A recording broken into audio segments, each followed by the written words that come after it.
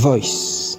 La moitié des personnes qui ont de bonnes intentions de faire de l'exercice ne les donnent pas suite. Oui, parce qu'il manque d'engagement. Il est trop facile de trouver un moyen de sortir de vos objectifs ou de vos intentions. Vous pouvez tout de même considérer les objectifs comme une condition préalable à la prise d'un engagement. Une autre façon de le dire est qu'un objectif est quelque chose que vous voulez faire. Un engagement soutient cet objectif et c'est quelque chose que vous devez faire. Comment savoir à quoi s'engager? Mais comment les mots façonnent le comportement? Comment concrétiser votre engagement? Que faire si vous manquez un engagement? À travers ce podcast, Eladi Thiam et ses invités vous aideront à comprendre le système d'autoproduction de la parole, des enjeux liés à l'engagement personnel et collectif, à la fabrication du discours commun pour un monde plus épanoui. Bonjour chers téléspectateurs, bonjour chers internautes.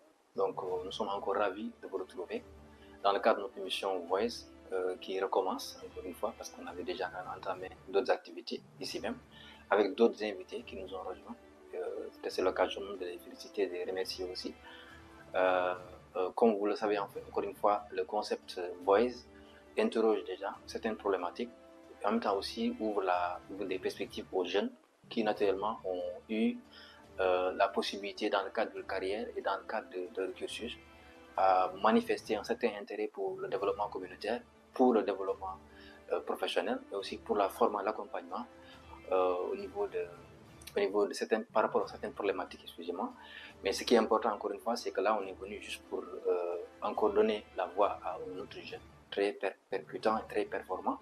Vous allez le savoir après. Alors là, on est avec Emmanuel Isaac Goma. Bonjour Emmanuel. Bonjour, c'est Kia. Alors, je suis ravi de vous avoir ici, en tout cas, on va dire ça comme ça. Je rappelle que vous êtes étudiant en année de master. Voilà, option sciences politiques, relations internationales et action publique à l'université, on va dire, Académie à Dakar. Donc, situé à Point-E, je crois. Oui. Voilà. Donc, avec vous, on va parler du débat, de l'intérêt que le débat a actuellement.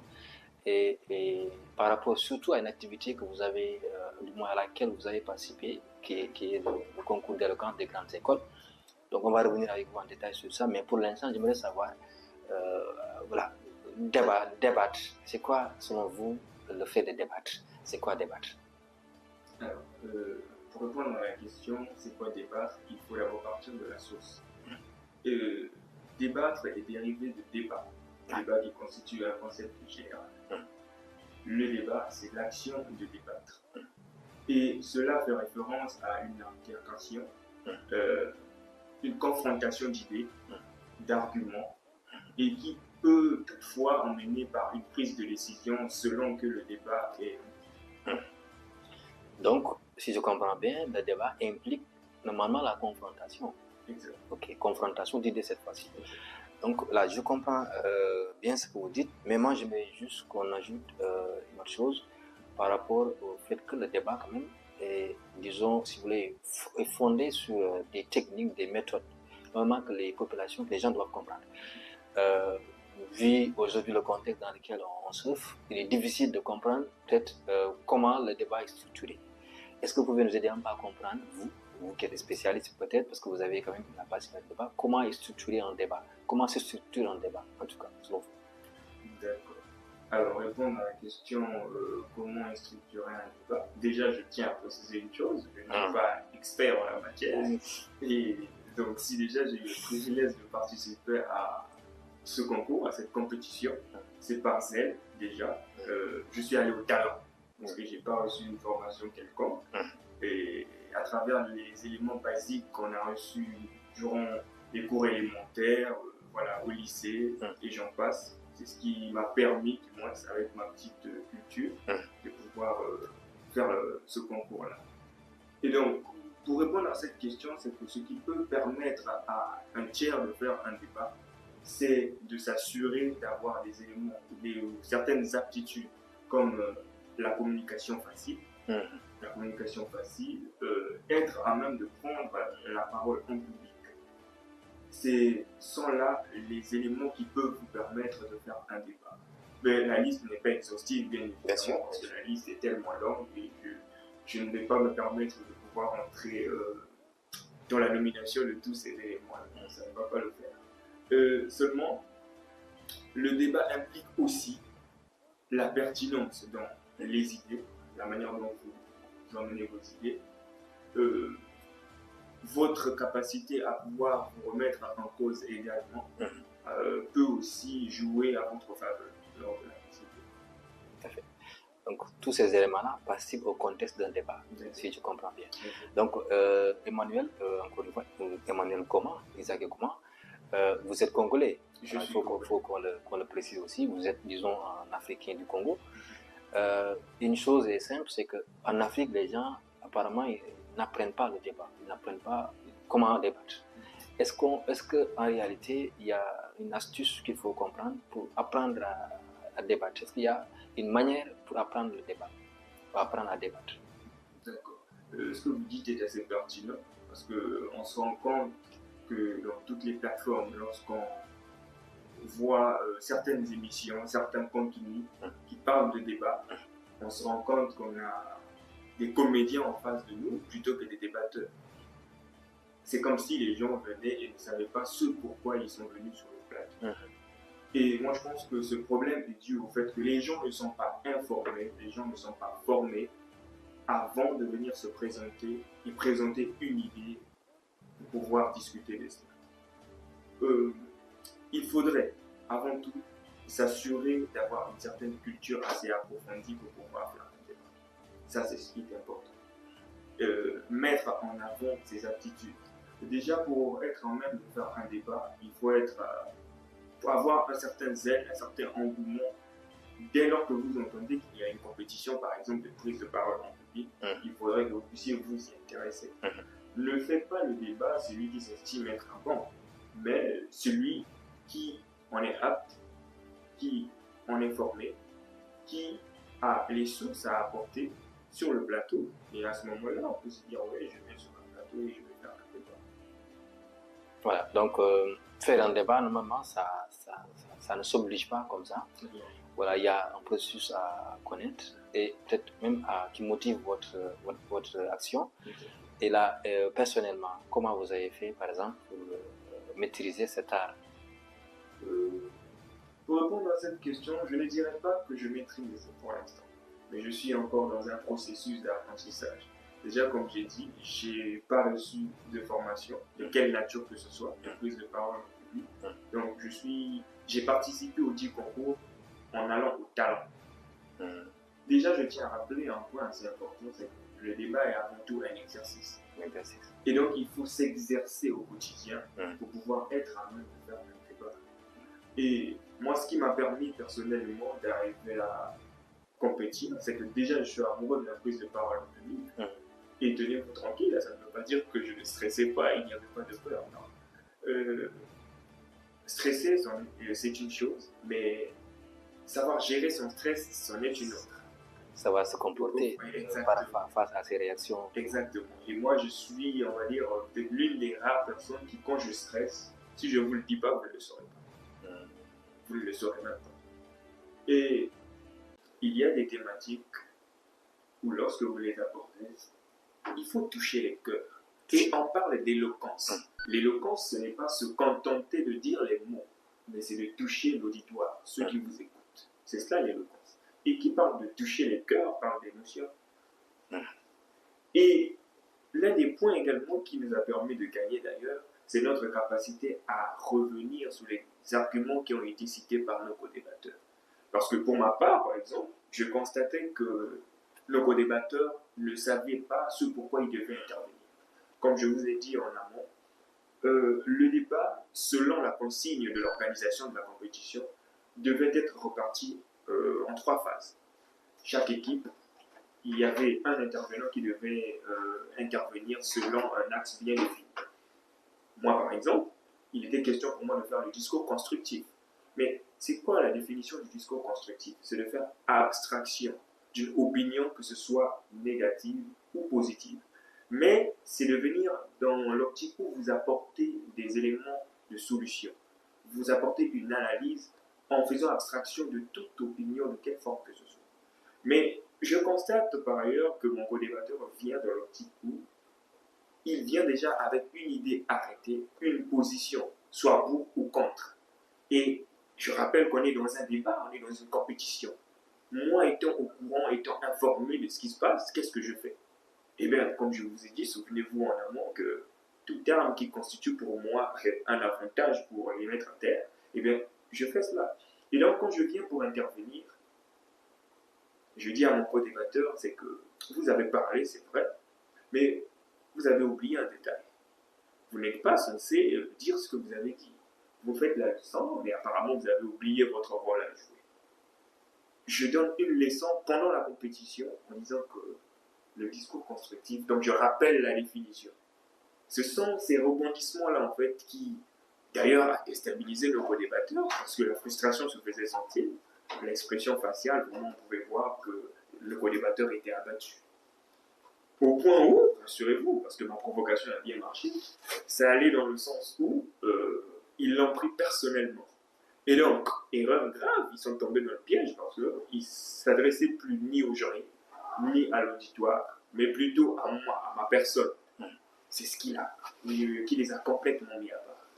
Ok, ils se sont intéressés à votre personne. Voilà. Alors, donc je rappelle en fait qu'on reçoit Emmanuel Isaac Goma, donc qui est notre invité. Vous êtes étudiant en première année, je crois, de master à Academia Dakar. Ok. Oui. Alors, il y a une chose que je voudrais encore préciser parce que vous avez, c'est vrai, vous avez remporté le prix catégorie, je crois, meilleure équipe de débat, concours organisé par MKSS, voilà. Alors, il y a une chose quand même qui est tout à fait importante à mon avis, c'est que vous êtes parti déjà jusqu'en finale. Vous avez représenté votre école Academia. Vous m'avez dit également que vous étiez finaliste au sommet de l'Academia, d'une compétition que votre école avait organisée. Donc ça veut dire que vous avez des aptitudes pour faire un débat. Donc vous êtes un peu familier, habitué à faire des débats. Alors est-ce qu'il y a des techniques particulières, non, en dehors des techniques que vous avez rappelées, est-ce qu'il y a des techniques vraiment de manière rapide qu'on peut donner, partager avec des auditeurs?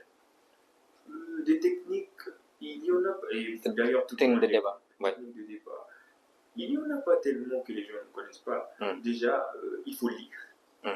Il faut lire parce que vous avez en face de vous quelqu'un dont vous ne connaissez peut-être pas le poids de son quotient intellectuel ou des informations qu'il requiert à son égard.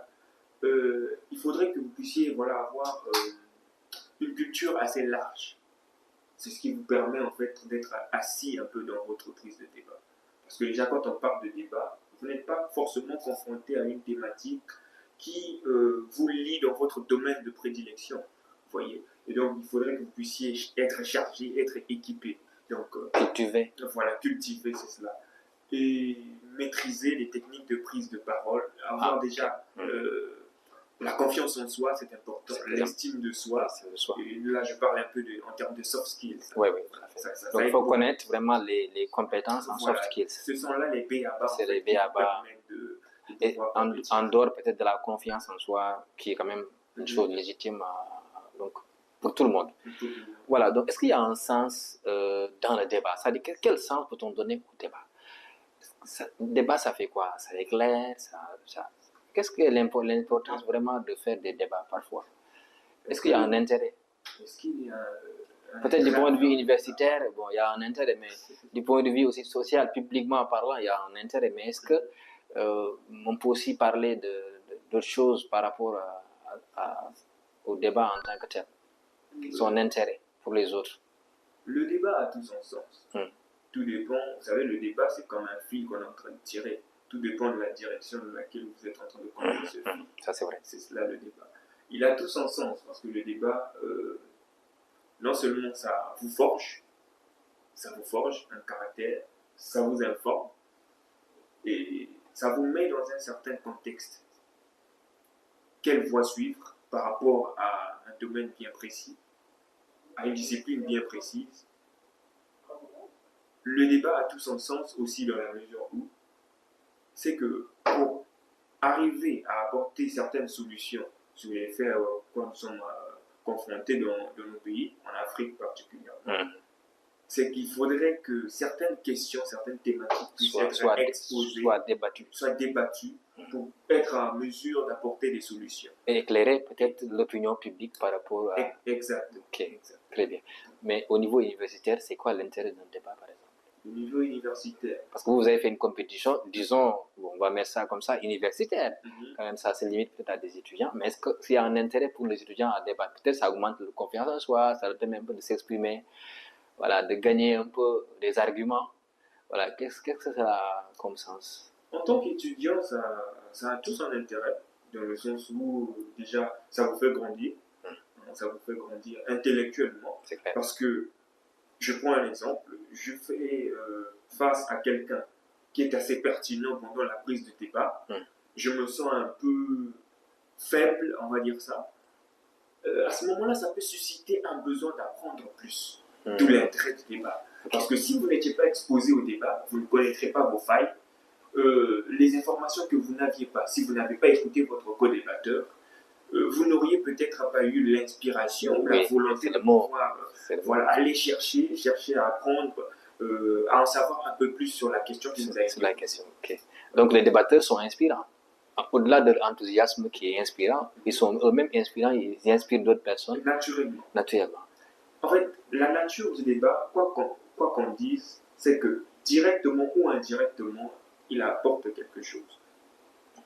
Ok. Il apporte quelque chose dans la mesure où ça vous incite à la réflexion. Alors, avant, dernière question. Qu'est-ce que cela vous a inspiré lorsque vous avez remporté, disons, les débats au sein d'Academia? Bon, pour Academia déjà, parce que vous avez remporté les débats en représentant votre école, parce que vous avez présenté votre école. Est-ce que vous aviez, lorsque vous aviez gagné déjà, remporté, disons, la compétition, quelque part, on va dire ça, est-ce qu'il y avait un sentiment qui vous a envahi? Comment vous décrivez le sentiment qui vous a envahi? Déjà, le sentiment qui m'a envahi, c'est assez grand. Assez grand, je ne saurais le décrire. Parce que déjà, je tiens à préciser un élément important, c'est que j'avais déjà autrefois participé à ce concours, à la 3e édition du concours d'éloquence des grandes écoles. C'était en 2021, sauf erreur de ma part. Mais on a rencontré un problème parce que nous étions des binômes et mon coéquipier était en licence 3 à ce moment-là, c'est désisté, comme quoi il était proche des examens, donc il fallait qu'il puisse se désister. Et donc comme le protocole ne permettait pas à ce que j'intervienne seul, parce que, en tout cas, croyez-moi, même seul contre 5, j'aurais intervenu. Mais le protocole ne le permettait pas. Et donc, le sentiment est grand pour moi parce que je suis arrivé à terme de cette compétition, cette fois, à travers l'Académie Dakar, qui m'a fait confiance, du moins, parce que c'est une chose à préciser. Ils étaient très sûrs que je remporterais. Tout comme moi, d'ailleurs. J'étais très sûr de moi, mais vraiment, j'avais une certaine espérance que ce concours, je dois le gagner. Je dois le gagner. Et ma joie n'est que grande. Donc il y avait une disposition mentale déjà. Il y avait déjà une disposition mentale, c'était inscrit dans mon esprit que quand je pars, je vais vraiment en finir avec. Et vous avez réussi à le faire? Bien sûr. Ok, très bien. Est-ce que votre dernier mot, s'il vous plaît, si vous avez vraiment quelque chose à ajouter, peut-être un message à faire passer aux auditeurs?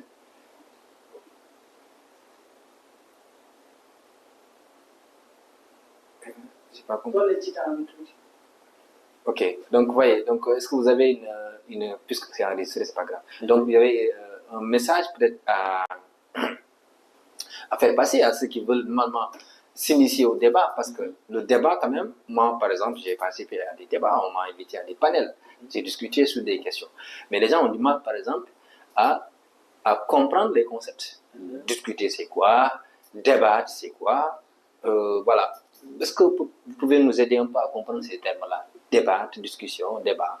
Est-ce qu'il y a un rapprochement qu'on peut faire ou bien une distinction qu'on peut aussi établir entre la discussion et le débat? D'accord.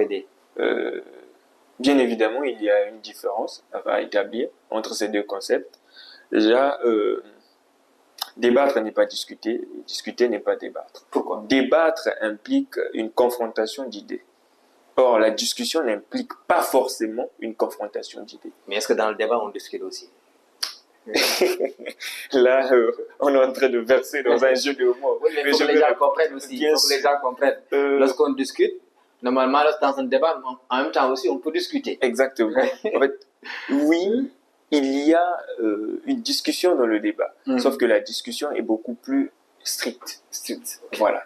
En termes de réflexion, le débat est beaucoup plus strict. Or, dans la discussion, ça peut être de façon littérale. Je vous pose une question et vous m'apportez une approche peut-être définitionnelle par rapport à la question qui vous a été posée.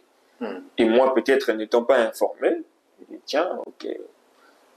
À ce moment-là, je me dis, voilà, j'ai un élément d'information, un élément de réponse.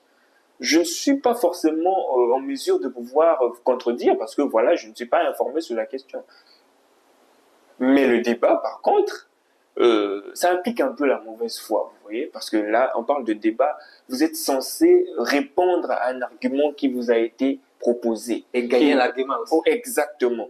Et donc, ce qui intervient, c'est que c'est votre influence, votre assurance à pouvoir vous imposer lors de ce débat. Très donc, bien. quoique vos arguments peuvent être faux, mais parce que vous êtes en mesure de faire accepter cela envers l'auditoire. Oui. Peut-être même par la manipulation. Voilà. C'est de la manipulation. Oui. C'est de la manipulation. C'est de la manipulation, forcément. Voilà. Donc maintenant, on va glisser doucement vers la fin. Est-ce qu'il y a, par rapport au constat qui est fait, actuellement en Afrique, il y a beaucoup de débats que les gens font, débats politiques, débats économiques. C'est vrai qu'en Afrique, on n'a pas cette culture de débat, en fait, télévisuel. Mais dans les autres pays, on a quand même ce type de débat qui s'organise, même entre les deux chefs d'État ou bien des prétendants au pouvoir. C'est vrai que les gens ne comprennent pas forcément le sens des débats. Il n'y a pas de vrai débat. Exactement. Qu'est-ce que cela vous inspire, vous?